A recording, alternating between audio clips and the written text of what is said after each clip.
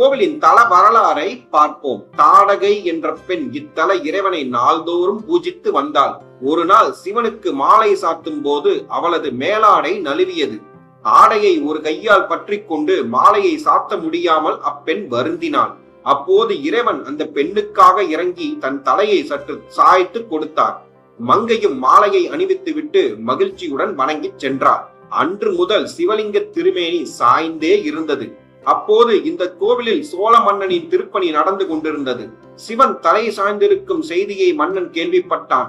உடனே தனது படையை அனுப்பி சிவனது தலையை நிமிர்த்த ஏற்பாடு செய்தான்.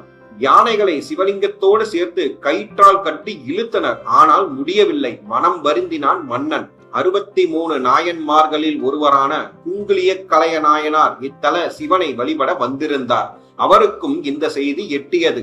நமச்சிவாய எனும் 5 எழுத்து மந்திரத்தை ஓதியபடி சிவனுக்கு குங்குளிய புகையினால் தூபமிட்டார். பின் பூவினால் சுற்றப்பட்ட ஒரு கயிறை எடுத்து ஒரு முனையை சிவலிங்கத்தின் மீது இணைத்து மற்றொரு முனையை தன் கழுத்தில் கட்டி பலமாக இழுத்தார்.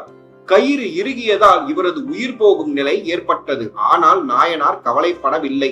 தன் முழு பலத்தையும் கொண்டு இழுத்தார்.